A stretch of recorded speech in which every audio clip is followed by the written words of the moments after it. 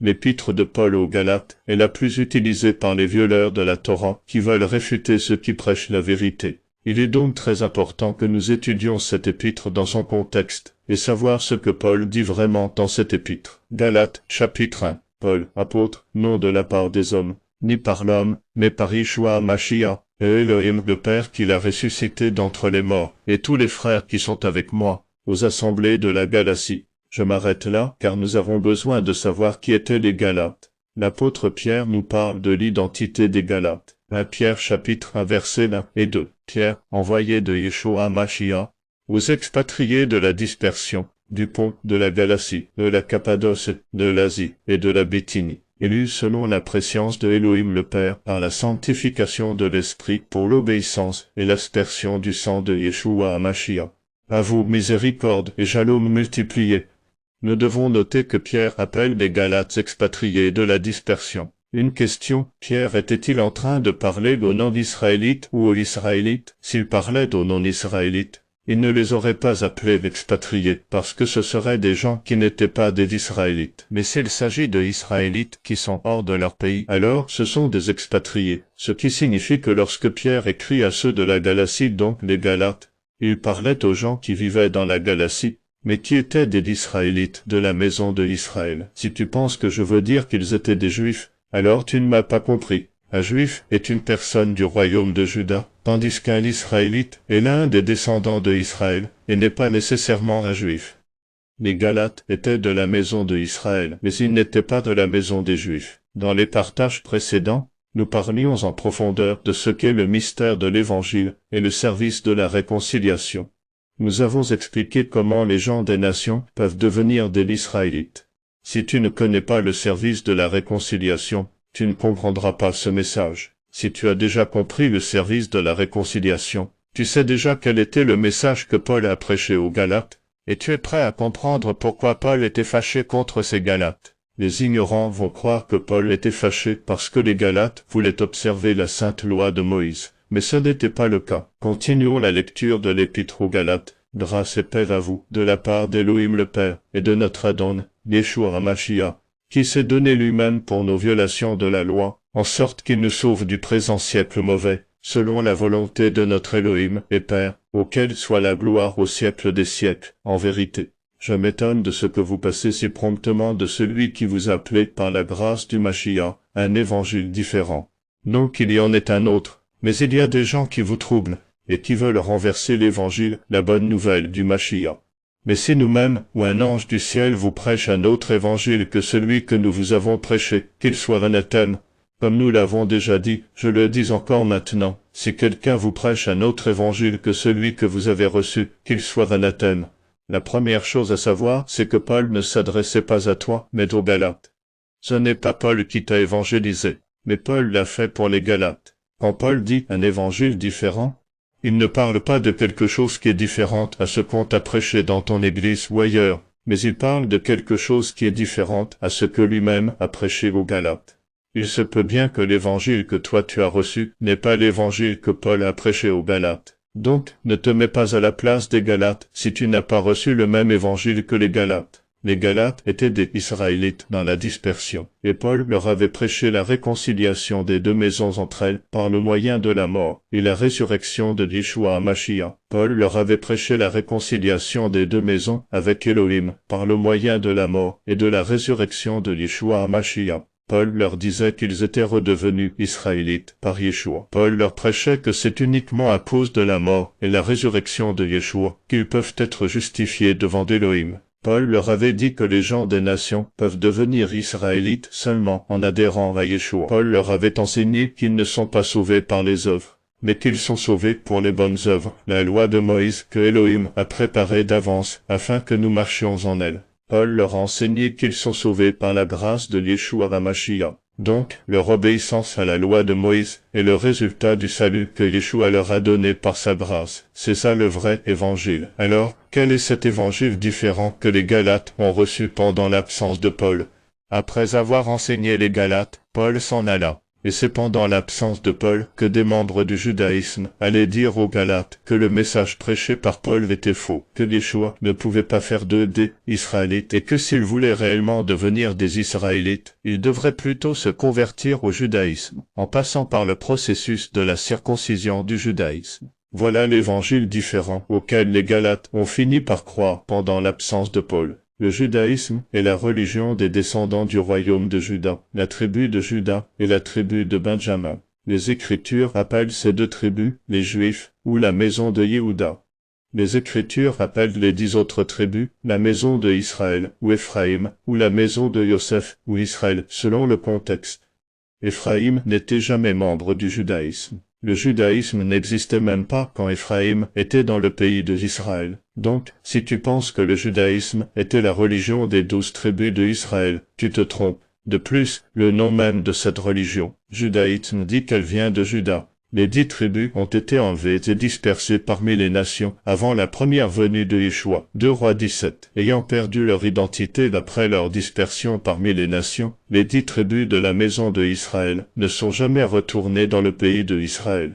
Les 10 tribus vivaient comme les gens des nations, privés de citoyenneté de Israël, étrangers aux alliances de la promesse, sans espérance et sans Elohim dans le monde. Quand les Juifs ont créé le judaïsme, Éphraïm n'était pas dans le pays. Après avoir créé le judaïsme, les leaders du judaïsme ont établi le même, la façon dont Éphraïm peut redevenir israélite. Pourquoi redevenir? Parce que Éphraïm avait perdu son identité comme peuple d'Élohim, Osée, chapitre 1. Si un homme de Éphraïm voulait redevenir israélite, les Juifs lui disaient qu'il faut absolument qu'il se convertisse au judaïsme s'il veut redevenir israélite. Or, le judaïsme n'est pas dans la loi de Moïse. Il n'y a aucun passage de la loi de Moïse qui parle du judaïsme, aucun. Les leaders juifs avaient établi des commandements d'hommes, appelés Torah orale. Sans l'observance de ces commandements d'hommes, personne ne pouvait devenir israélite selon le judaïsme. Pourquoi les leaders religieux juifs ont-ils entrepris cette pratique? C'est parce que les Juifs savaient très bien que la maison d'Éphraïm avait été répudiée par Elohim, et que d'après la Torah, une femme répudiée par son mari ne peut plus redevenir sa femme. Jérémie 3, 8, Deutéronome 24. Les leaders religieux juifs savaient qu'il est impossible à la maison d'Éphraïm de redevenir l'épouse d'Elohim. Mais ils savaient aussi qu'Elohim a dit que la maison d'Éphraïm redeviendra son épouse. Les Juifs s'étaient appuyés sur le divorce d'Elohim avec la maison d'Éphraïm pour dire qu'il n'est pas possible qu'elle retourne dans le pacte de l'Elohim.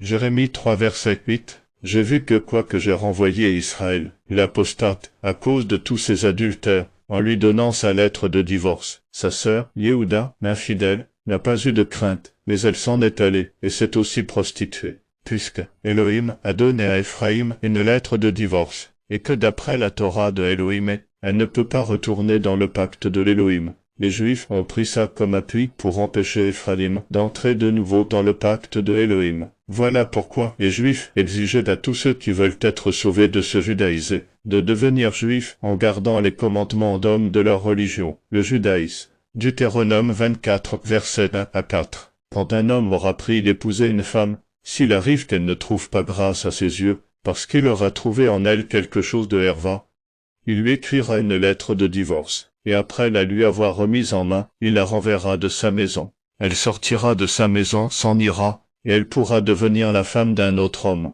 Si ce dernier homme l'a écrit une lettre de divorce, la lui donne dans sa main, et la renvoie de sa maison, ou que ce dernier homme qui l'a prise pour femme meurt, son premier mari qui l'avait renvoyé ne pourra pas retourner la prendre pour femme après qu'elle s'est ainsi rendue d'impure, car c'est une abomination devant Jéhovah. Et tu ne feras pas pécher la terre que Jéhovah, ton Elohim, te donne en héritage. Voilà le problème le plus grave de la maison de Éphraïm. D'après la Torah de Elohim, elle ne pouvait pas retourner dans le pacte de Elohim. Elohim ne peut pas violer sa Torah, car sa Torah, c'est sa nature. Violer sa Torah serait se renier lui-même. Voilà pourquoi si quelqu'un renie Elohim, Elohim doit le renier aussi, car Elohim est fidèle à sa Torah. C'est ça le fondement sur lequel les Juifs pouvaient s'asseoir pour dire qu'il est impossible à la maison de Éphraïm de redevenir épouse d'Elohim. D'après la Torah, la maison de Éphraïm ne pouvait plus redevenir l'épouse d'Elohim. Mais Elohim a dit qu'il la prendra de nouveau pour épouse. Ce mystère est caché aux yeux des leaders du judaïsme. Voilà pourquoi quand un homme issu d'une nation non juive, veut s'attacher à l'Élohim de l'Israël, les lieux du judaïsme, le prêche, la circoncision et la conversion au judaïsme. Selon le judaïsme, la seule façon qui existe pour que la maison de Éphraïm soit réconciliée avec Élohim, c'est en devenant juive, en se convertissant au judaïsme. Là encore, ceux qui passent par le processus de conversion au judaïsme ne sont pas considérés comme des vrais Israélites, mais comme des Israélites de second rang. Ce sont ces gens qui sont appelés prosélytes dans Matthieu, chapitre 23. Quand tu vois la phrase « la loi de Moïse » employée par un membre du judaïsme, ou dans un contexte où l'on parle du judaïsme, cette phrase ne parle pas seulement de ce que Moïse a écrit, mais c'est aussi de tous les commandements d'hommes que le judaïsme a ajoutés à la sainte loi de Moïse. Quand un pharisien te dit « tu dois garder la loi de Moïse », il ne te parle pas seulement de ce que Moïse a écrit, mais il te parle de l'interprétation pharisienne de la loi de Moïse et de toutes les traditions pharisiennes qui ne sont même pas écrites dans Genèse, ni dans Exode, ni dans Nombre, ni dans Deutéronome. Acte 15 verset 1. Et quelques-uns qui étaient descendus de Yehuda enseignaient aux frères, si vous n'êtes pas circoncis selon la coutume de Moïse, vous ne pouvez pas être sauvés. Acte 15, 5. Mais quelques-uns de ceux de la secte des pharisiens qui avaient cru s'élevèrent disant qu'il faut les circoncire et leur ordonner de garder la loi de Moïse. Dans ces deux versets, la phrase « la loi de Moïse » ne parle pas seulement de ce que Moïse a écrit, mais aussi de tous les commandements d'hommes que les pharisiens membres du judaïsme ont ajoutés à la loi de Moïse. La circoncision de Genèse 17 et la circoncision que les pharisiens prêchaient ne sont pas la même chose. La circoncision de Genèse 17 consiste à enlever le prépuce tout simplement. Seulement ça, rien de plus, c'est juste une opération. Mais les pharisiens ne circoncisaient pas l'Éphraïm, à moins qu'Éphraïm accepte de passer environ 1 an et demi dans les cours de judaïsme, pour apprendre à obéir aux commandements d'hommes du judaïsme. Après avoir passé par toutes les étapes imposées par le judaïsme, c'est alors qu'ils accorderaient à Éphraïm la circoncision du judaïsme, pour être finalement acceptés comme Israélites de second rang. C'est comme l'étape par laquelle certains pasteurs exigent aux chrétiens de passer avant leur baptême. Si ton pasteur ou leader te dit que tu dois passer un certain temps dans leur école de baptême avant de te baptiser et que tu acceptes ça, sache que tu es tombé dans les œuvres de la loi chrétienne, tout comme les Galates étaient tombés dans les œuvres de la loi du judaïsme.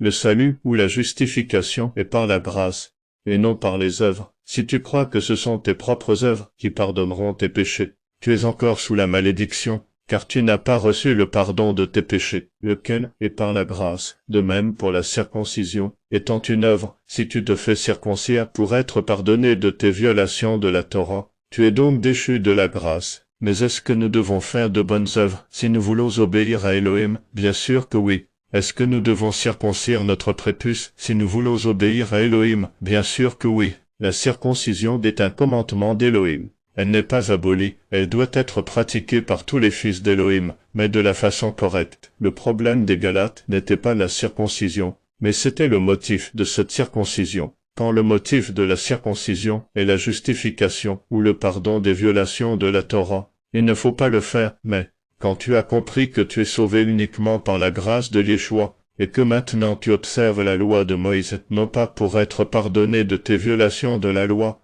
mais parce que tu es pardonné de tes violations de la loi par Yeshua HaMashiach, l'Esprit de Elohim qui habite en toi te conduira dans l'obéissance à la loi de Moïse jusqu'à ce que tu comprennes que tu dois circoncire la chair de ton prépuce, et tu le feras avec joie, car c'est un commandement de Elohim. Partagez cette vidéo à votre prochain, et suivez cette page pour que vous receviez une notification quand nous aurons partagé la prochaine vidéo.